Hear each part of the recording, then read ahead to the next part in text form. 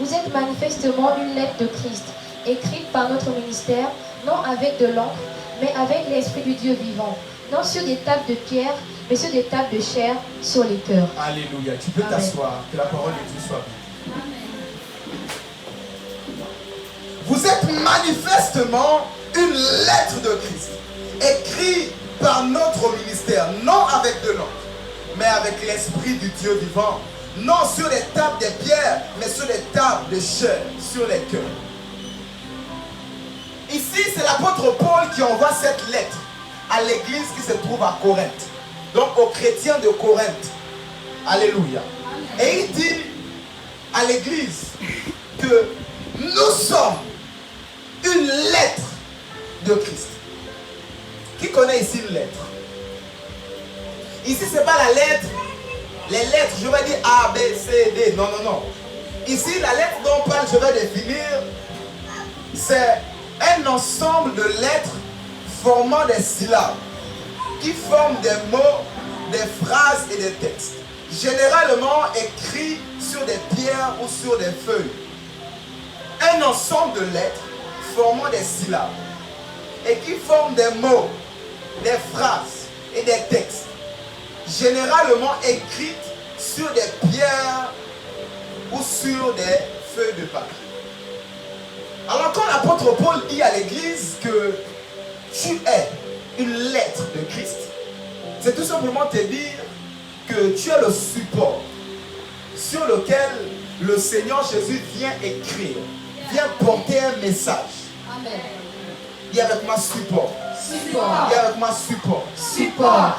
Il faut toujours un support. Même pour ta bénédiction, Jésus a dit, qu'est-ce que vous avez?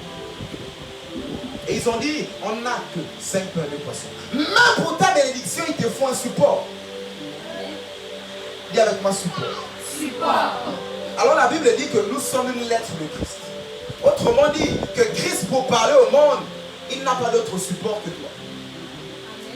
J'ai dit, peu importe ton âge, Christ pour parler aux enfants, il n'a pas d'autre support que toi qui es enfant ici ce soir. Amen. Christ pour parler aux adolescents, il n'a pas d'autre support que toi pour parler aux adolescents. Yes. Christ pour parler aux personnes âgées, aux vieillards, Christ n'a pas d'autre support que toi pour parler aux vieillards. Amen. Dieu ne descendra pas de son trône.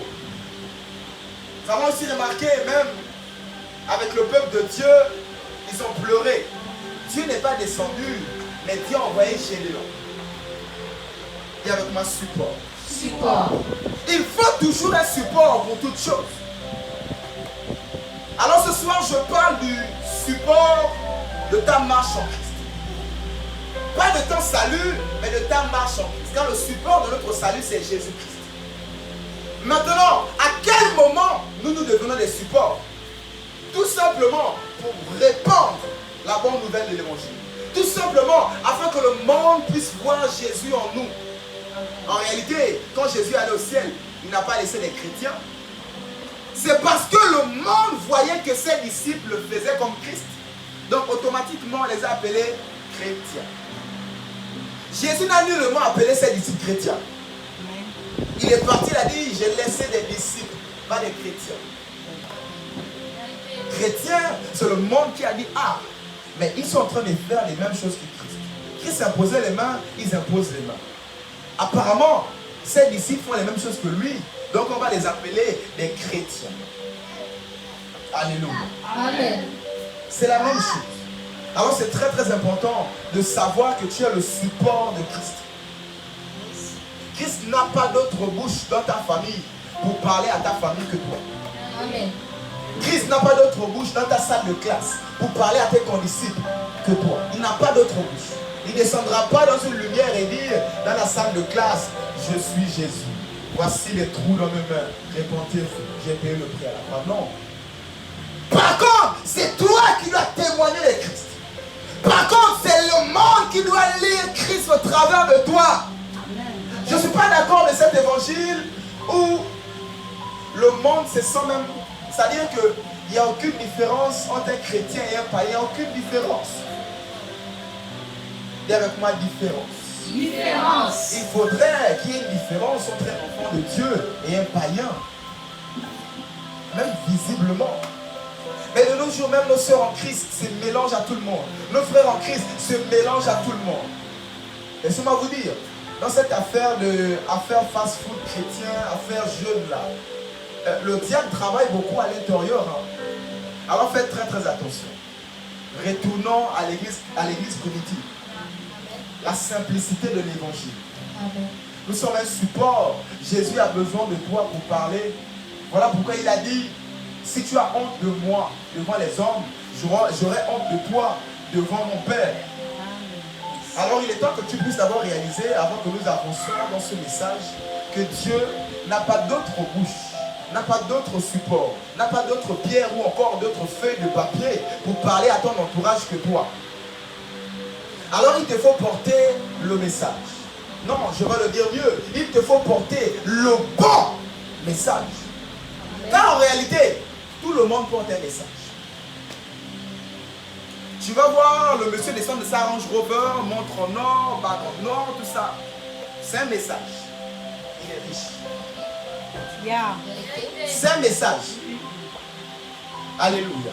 Amen. Tu vas à Kingele, tu vois les flaques d'eau, les urines, tout ça. C'est un message. La pauvreté. Yeah. Tu vas à la sablière, tu vois les pavés, tu vois ceci, tu vois cela. Il y a un message. La prospérité. Amen. En réalité, pour chaque être humain, il y a un message. Tu vois la jeune dame, la jupe est ici, percée là-bas, percée, il y a un message. Je dis, tu vois le jeune homme, la culotte sous les fesses, il y a un message.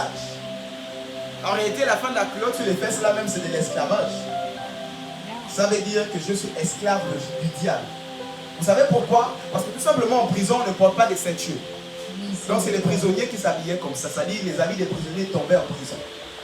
Donc alors que tu n'es pas prisonnier, pour montrer que tu es prisonnier du diable, les rappeurs américains ont amené, ils sont dans leur secte. Pour montrer qu'ils sont prisonniers du diable, ils portent les ceintures aussi, mais la ceinture ça descend. Pour montrer qu'ils sont toujours esclaves du diable. Bon, dans la mode, on se permet, bon, non, dis avec moi ignorance. Ignorance. Alléluia. Amen. Je dis même la fin des culottes sur les fesses, mais dans toute chose, il y a un message. Voilà pourquoi je voudrais que tu puisses réaliser d'abord que dans toute chose, il y a un message. Alors en tant qu'enfant de Dieu, il ne faut pas te permettre de faire tout et n'importe quoi, n'importe comment. Parce qu'il y a un message derrière toute chose. Alors en réalité, c'est quand Jésus dit, nous sommes une lettre. Alors bien aimé, on a beaucoup servi le diable dans le monde. On a beaucoup transporté et communiqué le message du diable dans le monde. Oh frère, il y a un chill là-bas, ça veut dire, bien aimé, tu es en train de communiquer le message du diable. Tu es en train de porter le message du diable à l'autre pour la perdition. Est-ce que quelqu'un comprend un peu? Amen. Mais lorsque tu dis à ton frère, à ta soeur, dimanche on a culte, je t'invite. En plus, ce n'est que 2 fois dans la semaine, jeudi 2 heures, dimanche 2 heures, c'est tout. Donc 4 heures dans la semaine pour Jésus, c'est pas beaucoup. Mais d'autres verront ça que c'est trop. C'est trop. Tout simplement, je mets un accent dessus pour que tu puisses d'abord comprendre qu'il y a un message caché derrière toute chose.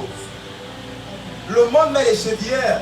Tu vas voir aussi peut-être des mamans pasteurs vont venir prendre les mecs. Tu sais ce que ça veut dire? Il y a un message derrière toute chose. Alors je me suis assez attardé dessus. Acclamons le Seigneur, s'il vous plaît. Amen. Alors nous, en tant qu'enfants de Dieu, on doit porter le bon message. Afin que Jésus ne puisse pas venir nous dire, non, en réalité, je n'étais jamais connu, retire-toi de moi. Et tu diras, j'ai chanté à l'église, j'ai prêché, mais et pourtant Jésus, j'étais là à l'église. Mais il va dire, tu n'as pas porté le bon message. Le fait n'est pas d'être ici assis, mais en réalité, cette affaire, c'est le fait de porter le bon message. Je prends l'habitude de dire à mes collaborateurs que quand le diable veut détruire une église, il ne vient pas d'avoir brûlé le temps. Car en réalité, tu n'as pas détruit l'église. Pour détruire une église, le diable s'attaque au message. Qu'est-ce qu'on prêche? L'argent, l'argent, l'argent. Il a déjà détruit le message. Rassurez-vous, c'est la perdition. Il va venir commencer à prier, mais comme le pasteur, je prie pour toi, mais il fallait prendre la feuille là. Tu vois la feuille qui est derrière la maison, tu prends, tu frottes, tu frottes, tu frottes. Et là, il a touché déjà le message, c'est plus ça. Alors qu'on est là, d'autres sont là, ils chantent et tout. Mais quand le message est touché, l'église est touchée. Quand le message est touché, ta foi est touchée. Voilà pourquoi tu te rends compte que 2 fois tu vas à l'église, tu es sorti, tu vas dans une église, tu sors, tu n'as rien compris, tu as l'impression que tu m'es venu faire quoi ici? Bon, peut-être un formaliste, 2 heures, puis je suis parti. Même moi, ça m'est arrivé. Et les églises, quand on m'a invité, je suis venu m'asseoir, je ne sais même pas. C'est-à-dire, je sors de là, et le thème qu'on a donné, et la prédication, je ne vois pas le lien. Je suis seulement sorti là-bas. Miséricorde. Est-ce que quelqu'un comprend? Amen. Il y a un message caché derrière toute chose. Et la première chose que le diable va toucher d'abord dans ta vie, c'est le message qui empire. C'est le message que tu portes. Afin que même si toi tu es sauvé, il va faire en sorte que tu portes un mauvais message, un mauvais témoignage. Afin que ton entourage ne soit pas sauvé. Alors fais très très attention au message que tu transportes. Quand on te voit, ah, elle a un bon témoignage, elle apprend bien, elle fait ceci, elle est sage, elle fait son ménage à la maison, etc. etc. C'est un message. C'est une fille sage. C'est un message. Alors c'est très très important de porter le bon message. Acclame le Seigneur si tu m'as compris. Et la Bible précise, vous êtes manifestement une lettre de Christ. C'est très très important de mettre un accent sur manifestement. La lettre ici sur le bout du papier n'est pas manifeste. Ce sont des lettres, des mots posés c'est tout. Alléluia. Des écrits sur un bout de papier, ces écrits ne sont pas manifestes. Mais la Bible dit que vous êtes des lettres manifestement en Christ. Quand on parle de manifestement ici, on parle des lettres qui se meuvent. Des lettres qui sont en mouvement. Des lettres qui bougent. Des lettres qui parlent. Des lettres qui se déplacent. Des lettres qui se posent les mains. Nous sommes des lettres manifestement. On se manifeste, on se meut. Alléluia. Amen. Alors réalise que tu n'es pas statique en Christ. Amen. Tu ne dois pas rester. Non. Tu dois te déployer. Tu dois te déployer. Se déployer ici en Dieu, ça veut dire quoi? C'est tout simplement rentrer pleinement dans tout ce qui est à toi. Ne pas rester ici statique. Alléluia. Tu es une lettre manifeste. Alléluia. Amen. Écrite par notre ministère. Non avec de l'encre. Donc ici, cette lettre-là ne s'écrit pas avec l'encre et la plume, comme à l'époque, ou l'encre, le stylo Schneider ou Bic de nos jours. Ce n'est pas une lettre sur laquelle s'écrit avec le stylo, avec de l'encre. Mais la Bible dit quoi? Avec l'esprit du Dieu vivant. En réalité, celui que tu portes, le message que tu portes ici, c'est l'esprit du Dieu vivant. Amen. C'est le message de l'esprit du Dieu vivant. Alors quel message tu portes? Est-ce qu'aujourd'hui, si on prend ta vie et on met ta vie en face de l'esprit du Dieu vivant, ça correspond? Est-ce qu'aujourd'hui, si on demande à ton entourage que ta vie correspond à l'esprit de Dieu vivant, ton entourage peut dire oui. Alors c'est là où ce message est situé ce soir. Amen. Afin que tu puisses porter le véritable message, le bon message. Ce message ici, c'est le message écrit par l'esprit du Dieu vivant. Alléluia. Amen. En réalité, ce message-là est écrit par l'esprit de Dieu vivant. Le message, ce n'est pas l'esprit de Dieu vivant. Mais le message est écrit par l'esprit de Dieu vivant. Alors ici, c'est quoi le message? Si l'écrivain du message, c'est l'esprit du Dieu vivant, alors c'est quoi le message? Avançons. Matthieu 28, versets 18 à 20. Matthieu 28, versets 18 à 20. Je lis la parole de Dieu dans Matthieu 28, versets 18 à 20. Jésus s'étant approché leur parla ainsi. Tout pouvoir m'a été donné dans le ciel et sur la terre. Allez, faites de toutes les nations des disciples, les baptisant au nom du Père, du Fils et du Saint-Esprit, et enseignez-leur à observer tout ce que je vous ai prescrit. Et voici, je suis avec vous tous les jours jusqu'à la fin du monde. Alléluia. Amen. D'abord, avant d'accéder au message, Jésus dit, s'étant rapproché, leur parla ainsi. Tout pouvoir m'a été donné dans le ciel et sur la terre. Ici, simplement te dire que celui qui écrit en toi, qui est représenté par l'Esprit de Dieu vivant, il a reçu tout pouvoir. Je ne sais pas ce qui t'embête, mais je vais t'annoncer une bonne nouvelle. L'écrivain de ta vie a reçu tout pouvoir. Amen. L'écrivain de ta destinée a reçu tout pouvoir. Vérité. L'écrivain de ton mariage a reçu tout pouvoir. L'écrivain de tes études, de ta carrière a reçu tout pouvoir. Amen. Sur la terre et dans l'esprit. Amen. Alors j'aimerais que la foi de quelqu'un soit posée quelque part. En se disant que peu importe ce que je vis, l'écrivain de ma vie a reçu tout pouvoir. Amen. Rien ne peut le dépasser. Peu importe ce que je vis maintenant, le chômage, la stérilité, le manque, la pauvreté, la souffrance. Je sais une chose, mon Rédempteur est vivant. Et l'écrivain de ma vie, de ma destinée, a reçu tout pouvoir. Amen. Alors, n'aie plus peur des situations contraires que tu peux vivre ou encore que tu peux traverser. L'écrivain de ta destinée a reçu tout pouvoir. Et la Bible déclare qu'il a des plans de paix pour toi et non de malheur. Alors, il ne va pas écrire malheur, mais il va écrire paix. Il va écrire joie, il va écrire fécondité, il va écrire mariage, il va écrire prospérité, il va écrire réussite. Alléluia. Amen. En réalité, le Seigneur Jésus veut ta paix. Je ne sais pas si depuis des années, le monde t'a dit que Jésus, c'est la souffrance. Comme on dit, pauvre comme un rat d'église. Ils ont tellement rattaché la pauvreté à l'église, comme si il fallait être pauvre. Ça dit, quand tu es chrétien, il faut être pauvre. Mais la Bible dit qu'il n'y avait pas d'indigents au milieu d'eux. Indigents ici, c'est pauvre. Il n'y avait pas de pauvres au milieu des disciples. Alors, quel est cet évangile où on va t'enseigner que être enfant de Dieu, c'est la pauvreté, c'est la misère, c'est l'échec? Et avec moi, c'est pas normal. C'est pas normal. Au nom de Jésus. Au nom de Jésus. Acclame le Seigneur pour ça. Amen. L'écrivain a reçu tout pouvoir. Alors, le message ici que l'écrivain écrit sur la vie d'abord de tout un enfant de Dieu, ici qui est le premier message. Avant de tirer en langue sur le mariage et toutes ces choses, le premier message ici c'est allez et faites les nations des disciples.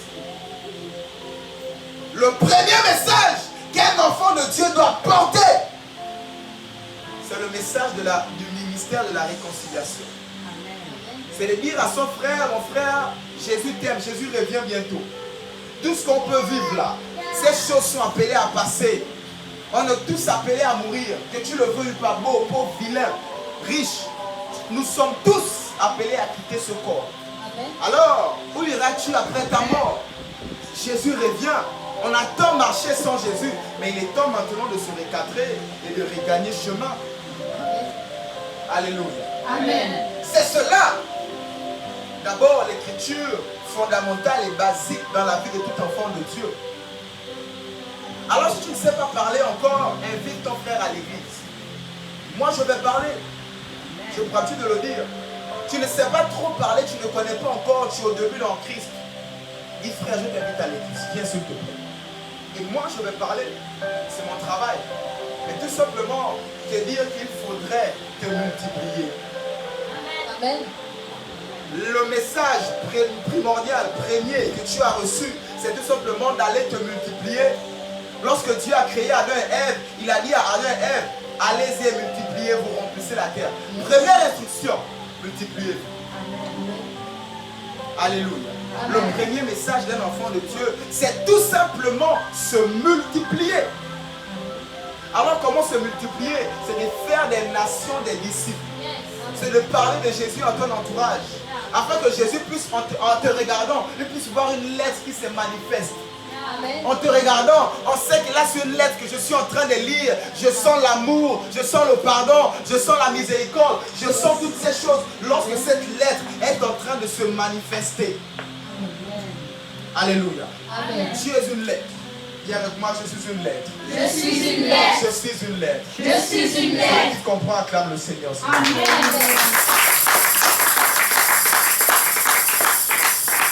Et secondo, il a dit baptisez-les au nom du Père, du Fils et du Saint-Esprit et enseignez-leur à observer ce que je vous ai prescrit. Enseignez-leur à observer ce que je vous ai prescrit. Ici, qu'est-ce que le Seigneur Jésus t'a prescrit? En réalité, tu ne pourras pas dire au monde, réponds-toi, sors du péché, si toi-même d'abord, tu es à l'intérieur. Amen. Alléluia. Amen. Enseignez-leur ce que moi je vous ai prescrit. Donc c'est toute une chaîne. Tu ne pourras pas convertir ton entourage si toi-même d'abord tu n'es pas converti. Tu peux être sauvé, la nouvelle naissance. Mais là on parle maintenant de conversion. C'est-à-dire ressembler à Christ. Alors, si toi tu es sauvé et que tu n'es pas converti, tu ne pourras pas sauver ton entourage. Alléluia. Amen. Ce sera très difficile parce que tu vas dire, mon frère, arrête de boire, mais toi tu es en train de boire. Hey. Mon frère, arrête ça, mais toi tu es à l'intérieur. Ce sera très très difficile. Voilà pourquoi je vous exhorte à porter le bon message. Qu'on puisse reconnaître les enfants de la JCS à des kilomètres. Quand on rentre dans les classes, dans la classe, on sait que celle-là c'est la fille de la route de Vera Mando. Amen. Parce qu'en réalité, ici on met l'accent sur cela. Alléluia. Amen. C'est très très important de porter le bon message. Le bon message ici, c'est tout simplement que ton entourage puisse confesser que Jésus-Christ est Seigneur au travers de toi. Amen. Que Jésus-Christ est Sauveur au travers de toi. Parce que je veux que ce soit d'abord ta responsabilité. Oh Jésus, pourquoi ma famille n'est pas sauvée? Assurément, quelque part, tu as une part de responsabilité que tu n'honores pas. Seigneur, pourquoi mes enfants ne te suivent pas? Assurément, quelque part, tu as une part de responsabilité que tu ne remplis pas. Alors, je veux te donner ces responsabilités. Ne les jetons pas aussi toujours chez les sorciers. On a notre part de responsabilité. Viens avec moi, on a notre part de responsabilité. On a notre part de responsabilité. On a notre part de responsabilité. On a notre part de responsabilité. Alléluia. Amen. Tu as ta part de responsabilité. Porte le bon message. On doit dépeupler l'enfer et peupler le ciel. Porte le bon message. Yes. Alléluia. Amen. Acclame le Seigneur s'il te plaît.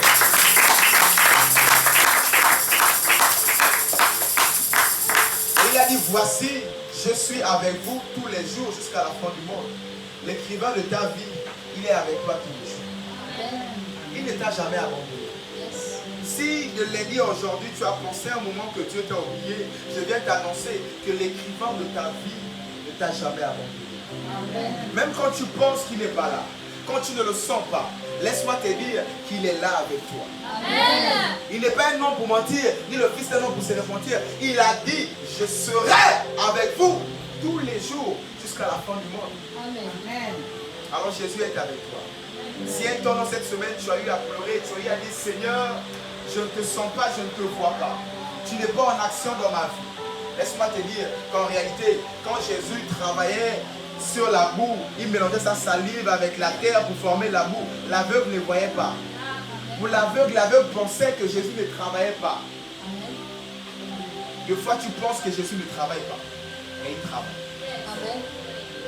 Assurément, pour toi, il est en train de mélanger sa salive avec la terre pour former de la boue. Après, il a pris cette boue, il a appliqué ça sur les yeux de l'aveugle. Il a dit, va te laver les yeux. Et quand il allait se laver les yeux, ses yeux se sont ouverts.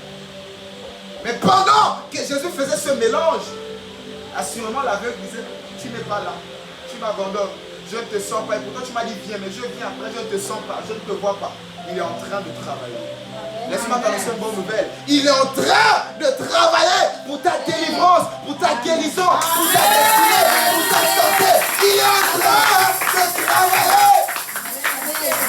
Amen.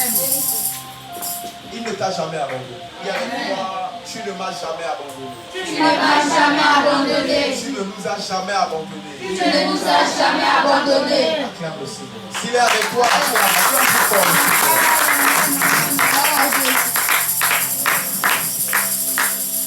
Et ici, pour retourner au message, lorsque Jésus a dit allez-y et faites les nations des disciples, c'est tout simplement pour dire allez-y, portez mon message. En partant là, portez mon message et puis partez. Alléluia. Alors porte le message de Christ et va au travail. Porte le message de Christ et va à l'école. Porte le message de Christ et va dans ta maison.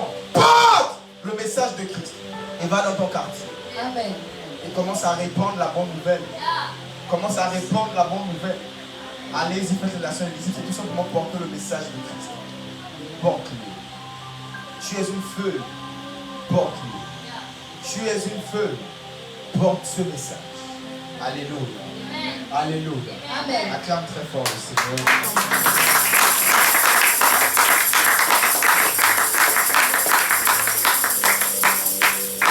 Ici, c'est comme l'histoire avec David qui s'apprêtait à aller tuer Nabal. David ici a envoyé l'armée. Il a envoyé son armée pour dire à Nabal, donne-nous un peu à manger.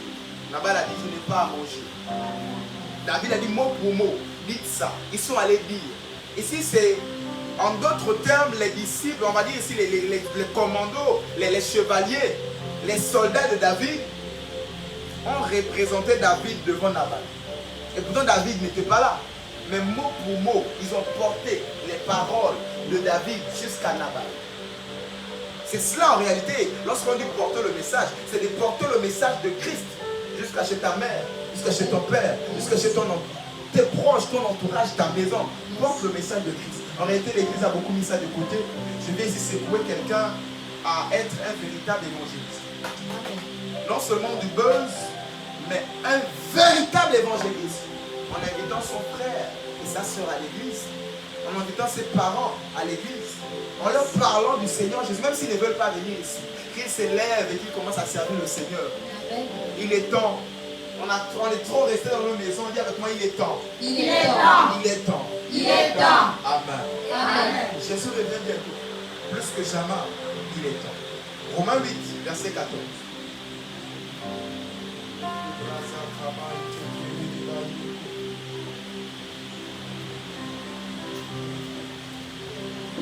Je lis la parole de Dieu dans Romains 8 au verset 14. Car tous ceux qui sont conduits par l'Esprit de Dieu sont fils de Dieu. Amen. Car tous ceux qui sont conduits Par l'Esprit de Dieu sont fils de Dieu. En réalité, comme je disais, l'écrivain, c'est l'Esprit de Dieu. Alors laisse-toi conduire par lui. Alors pendant que tu te laisses conduire par lui, parce que c'est une lettre manifeste, il est en train d'écrire pour que le monde puisse lire au travers de toi que Jésus-Christ est Seigneur. Laisse-toi conduire par l'Esprit de Dieu. Alléluia. Et le verset 8 de Romains 8 nous dit, or, ceux qui vivent selon la chair ne sauraient plaire à Dieu. Je réponds, or, ceux qui vivent selon la chair ne sauraient plaire à Dieu. Vivent selon l'Esprit. Vivent selon l'Esprit. Alors que le monde dit que ce mariage ne verra pas le jour, Dieu dit que ça verra le jour. Amen. Ta foi dit que ça verra le jour. Yes. Marche selon ce programme.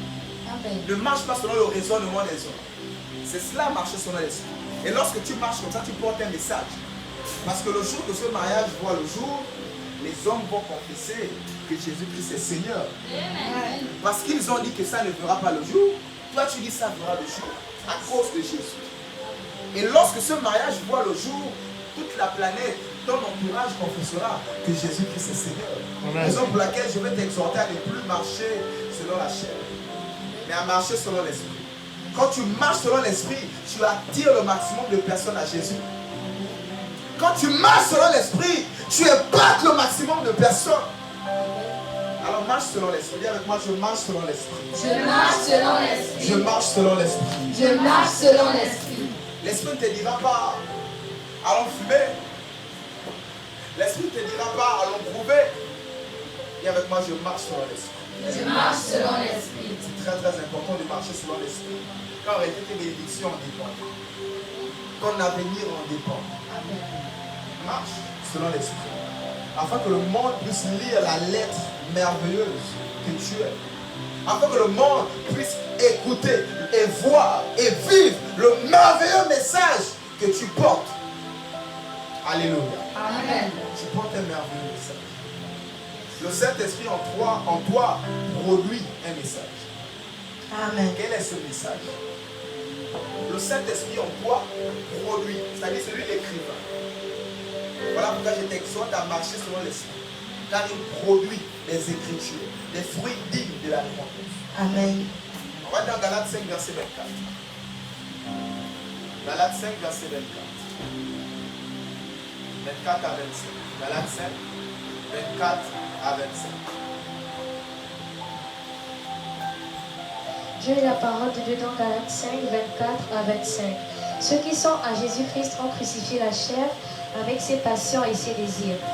Verset 25. Si nous vivons par l'Esprit, marchons aussi selon l'Esprit. Alléluia. Amen. Ceux qui sont à Jésus-Christ ont crucifié la chair avec ses passions et ses désirs. En réalité, quand la chair vient prendre le dessus et que tu n'arrives plus à répandre le bon message de Jésus-Christ, c'est parce que tu ne sais pas que la chair, ses passions et ses désirs ont été vaincus à la croix. Amen. Alors marche avec la réalité de ce verset biblique. Tu comprendras, même face à cette faiblesse, tu diras que tu as été vaincu. Tu diras, face à cette addiction, que tu as été vaincu. Amen. La chair, ses désirs et ses passions ont été vaincus. Et tout cela n'ont plus de pouvoir sur ceux qui sont en Jésus-Christ, comme dit ce verset. Alléluia. Amen. C'est très très important. Être en Christ donne la supériorité sur le péché, sur la chair et ses passions et ses désirs. Amen. Mais comment ça se fait que plusieurs enfants de Dieu sont de fois faits par rapport à cela? C'est parce qu'ils ne réalisent pas qu'en réalité, que la chair a été vaincue. Vérité. Ils vivent encore avec cette capacité, cette pensée que la chair est forte, la chair a des passions, la chair a des désirs. Ils vivent encore avec cela, l'excès de table et toutes ces choses. Vérité. Mais en réalité, l'esprit est supérieur. Voilà pourquoi la Bible dit que la chair est faible, mais l'esprit est bien disposé. Amen. La chair est faible, l'esprit est bien disposé. Alors, qui t'a dit que ta chair était forte? C'est très très important maintenant de bien structurer les choses et de bien faire les choses. De bien placer les Écritures dans ton esprit. Notez, papa. Tu as la supériorité sur toutes ces choses. Prie avec ça. Tu as été vaincu, toi ma chère. Tu as été vaincu, toi cette addiction. Amen. Tu as été vaincu par l'œuvre de la croix. Amen. Au nom de Jésus-Christ. Amen. Tu verras. Je vous enseigne des choses que moi-même je fais. Amen. Tu es vaincu et la chair s'abaisse, Enseigne-nous, s'assujettit.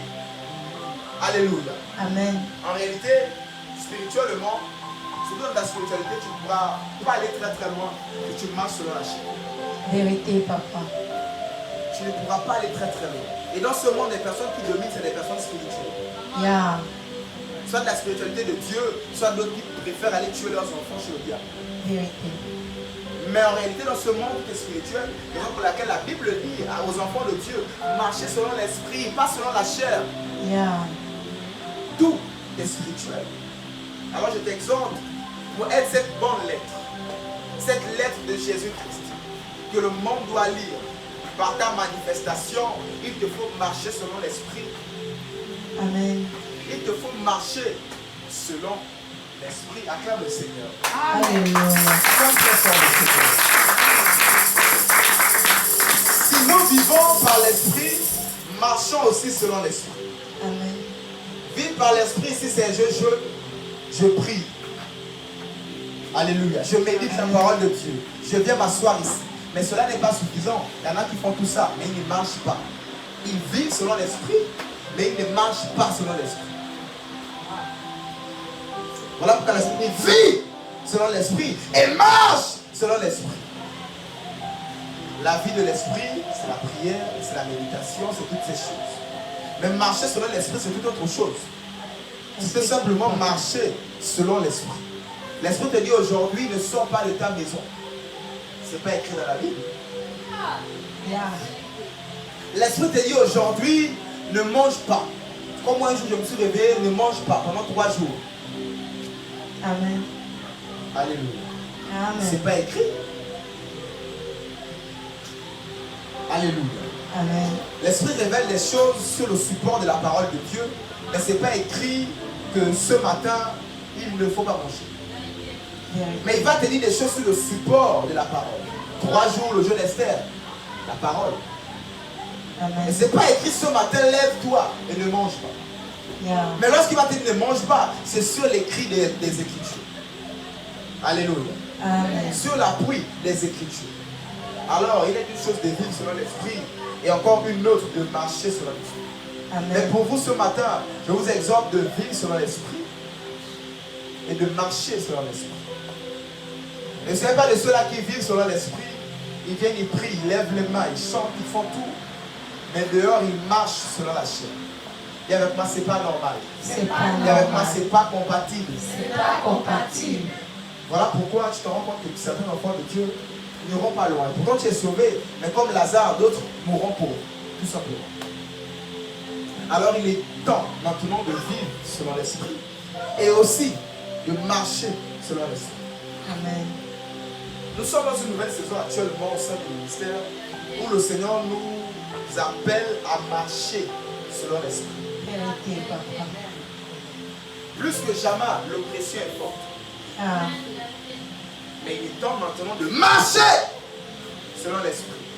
Amen. Marcher selon l'esprit ici, c'est être la lettre que Christ veut. Marcher selon l'esprit ici, c'est être la lettre que Christ veut. Et que le monde doit lire. J'ai dit, et que le monde doit lire. En réalité, le bon message là, c'est tout simplement marcher selon l'esprit. Amen. On peut commencer à décortiquer, ne ment pas, ne tue pas, de ça. Mais en réalité, quand tu dis à quelqu'un, marche selon l'esprit, il sait très bien que l'esprit ne va jamais te dire de mentir. Vérité. En réalité, je voulais rentrer dans les détails, mais je mets un accent là-dessus. Marche selon l'esprit. En réalité, tu sais ce que l'esprit dit. C'est-à-dire, tu es dans le pasteur, qu'est-ce que l'esprit demande? Je dis, tu sais ce que l'esprit dit. Amen. Alors, c'est très très important de marcher. Mets l'accent sur marcher. Dis avec moi marcher.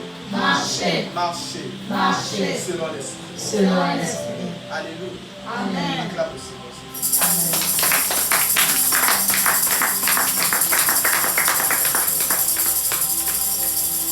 Ici, pour dire à celui qui dit que ce n'est pas facile, nos capacités viennent de nous. La Bible déclare que nos capacités viennent du Saint-Esprit.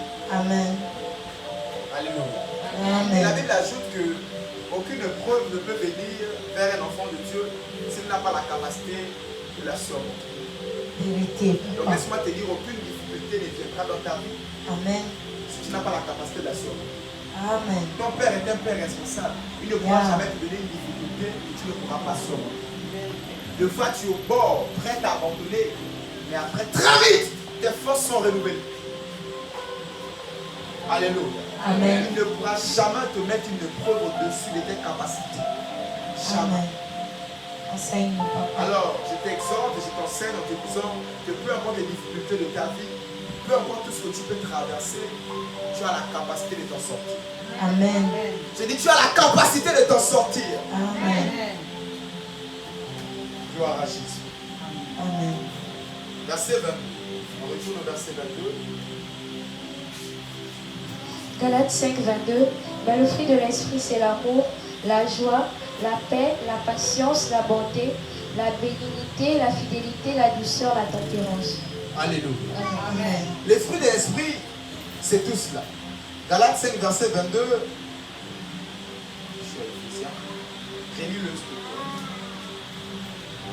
Mais le fruit de l'esprit, c'est l'amour, la joie, la paix, la patience, la bonté, la bénignité, la fidélité, la douceur, la tempérance. Alléluia. Amen. Mais le fruit de l'esprit, c'est l'amour, la joie, la paix et tout ce qu'on vient de dire. Tout simplement pour dire que le message qui est écrit, parce que depuis là,